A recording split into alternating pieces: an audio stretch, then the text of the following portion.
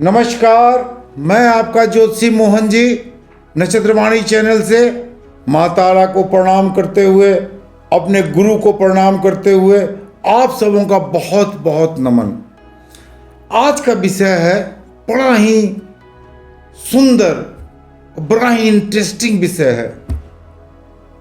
शुक्राचार्य यानी शुक्र। शुक्र को इतनी ताकत थी कि मरे हुए आदमी को भी जिंदा कर देते थे। जिस मंत्र से वो जिंदा करते थे उस मंत्र का नाम है संजीवनी मंत्र। तो ये कौन सा मंत्र है? आप मेरे वीडियो को देखिए, मैं अंत में इस मंत्र के बारे में बताऊंगा, इस मंत्र को भी बताऊंगा।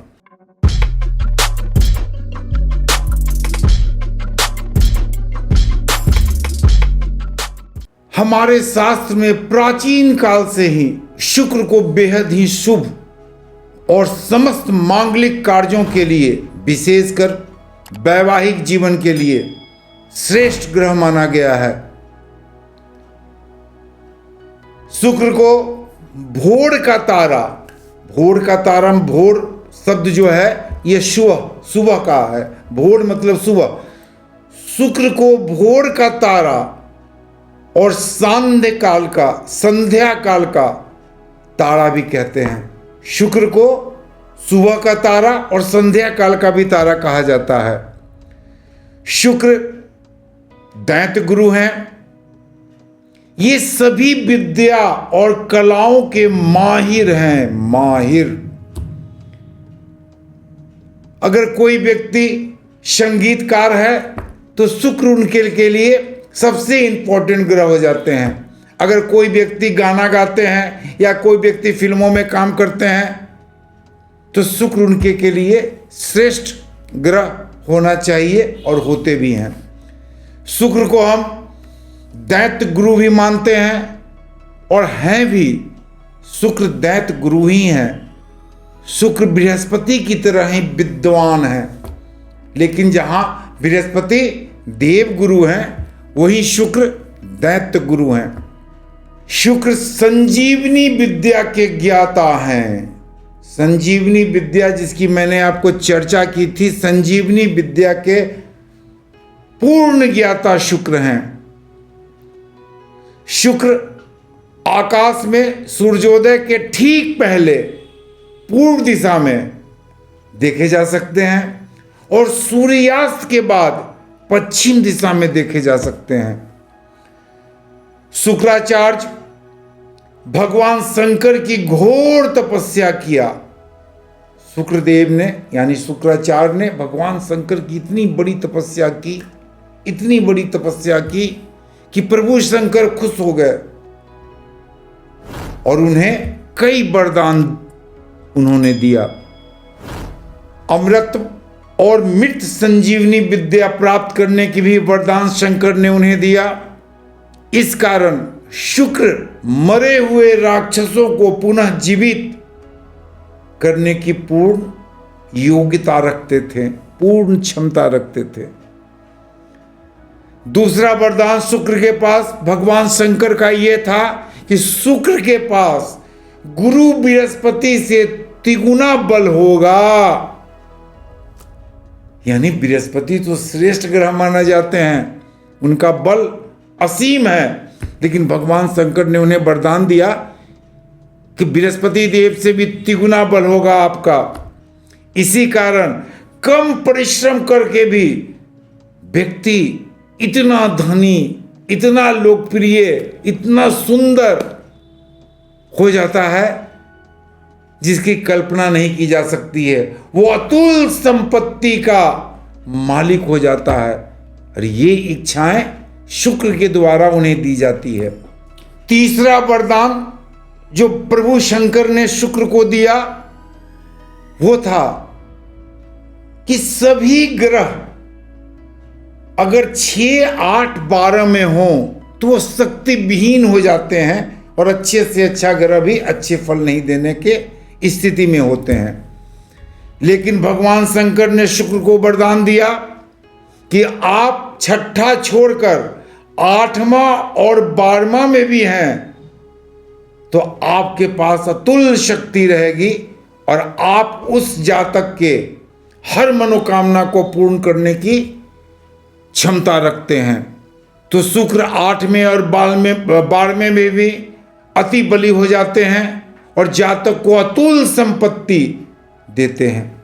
जातक जिनके कुंडली में 8वें में भी और 12वें में भी शुक्र है, वैसे जातक फिल्मों में अपार सफलता प्राप्त करते हैं, सिंगिंग के मामले में अपार सफलता प्राप्त करते हैं, मॉडलिंग में अपार सफलता प्राप्त करते हैं और धन से पूरी तरह से नवाजे जाते हैं। चौथा वरदान भगवान शंकर ने शुक्र को दिया कि जो भी व्यक्ति आपकी पूजा करेगा, आपकी सेवा करेगा, आपके मंत्र को जाप करेगा, वो उच्च अधिकारी बन सकता है, वो बहुत ही अधिक पैसा वाला बन सकता है, बहुत बड़ा बिजनेस बन सकता है, वो उच्च पद पर पदासीन हो सकता है, वो मंत्री भी बन सकता है, वो मुख्यमंत्री भी बन सकता है और वो काफी बड़ा बिजनेसमैन बन सकता है। शुक्र का रूप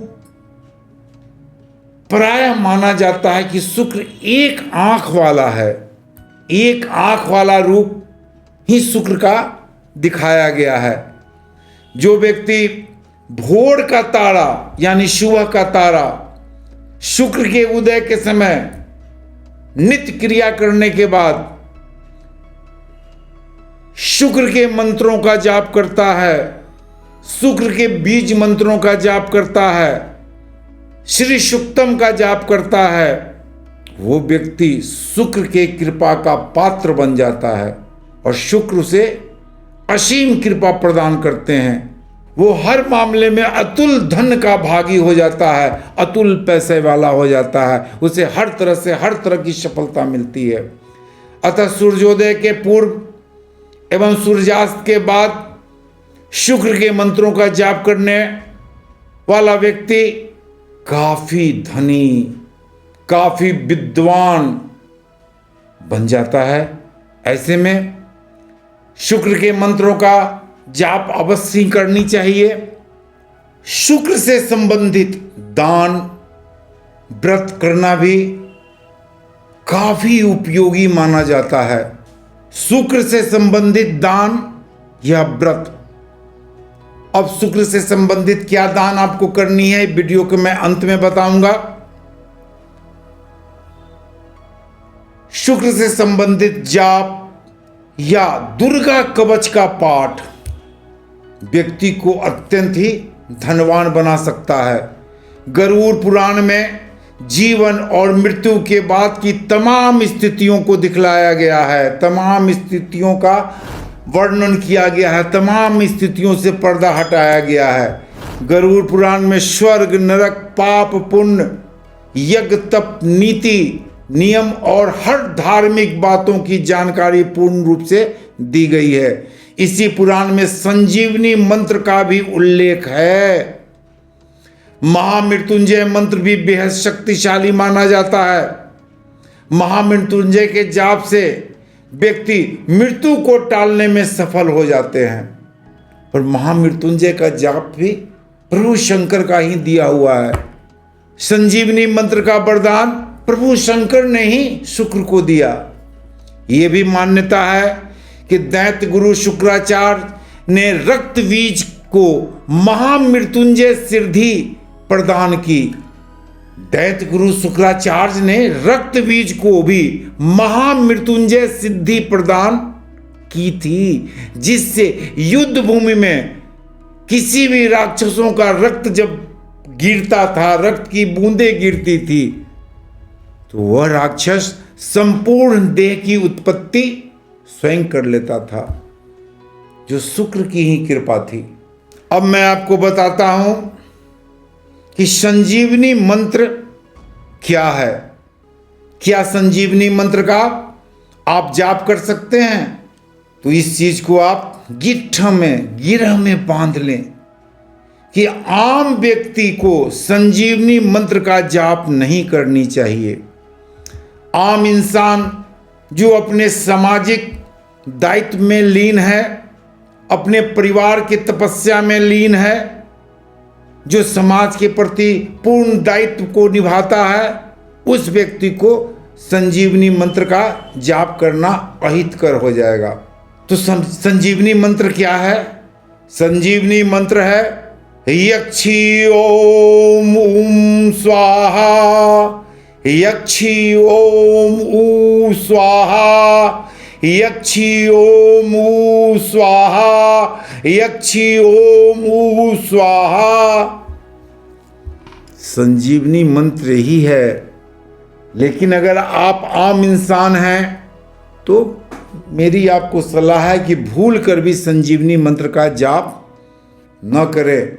यह मंत्र समान व्यक्तियों के लिए उचित नहीं माना जाता है। संजीवनी मंत्र का जाप के बहुत सारे प्रक्रियाएं हैं और जब तक उन प्रक्रियाओं से आप गुजरते नहीं हैं तो संजीवनी मंत्र का जाप करना निषेध है। संजीवनी मंत्र के जाप के लिए आपको गुरुमुख होना सबसे पहले जरूरी है। अब शुक्र के वस्तुओं का दान, शुक्र के वस्तुओं का दान आप कर सकते हैं, जिससे आपको काफी लाभ होगा। अगर शुक्र आपको अच्छा रिजल्ट नहीं दे रहे हैं, दही का दान करें, साथ में चीनी का दान करें। और दही का और चीनी का दान किसी भी वृद्ध महिलाओं को दान करें। लेकिन याद रखें कि जो भी शुक्र के मंत्रों का आप दान करते हैं, सुहागिन स्त्रियों को ही दान करना है।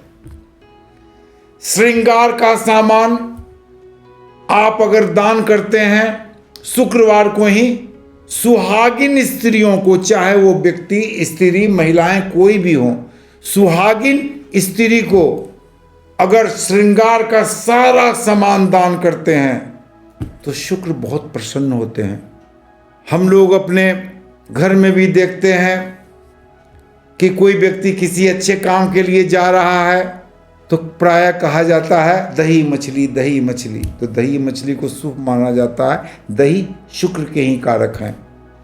दही से चंदन ही लगाया जाता है और लोगों को विदा की जाती है। वैवाहिक जीवन में भी, शादी ब्याह में ही दही का चंदन अवश्य लगाया जाता है। तो ये मैंने आपको बताया कि शुक्राचार्य और शुक्र के कुछ विशेष संबंध संजीवनी मंत्र के बारे में। संजीवनी मंत्र काफ़ी इफेक्टिव है, लेकिन साधारण इंसान को इसकी जाप नहीं करनी चाहिए। आप भी न करें तो ज़्यादा अच्छा है। आज का वीडियो इतना ही। आप मेरे चैनल नक्षत्रवाणी को लाइक करें, सब्सक्राइब करें, शेयर करें। नमस्कार।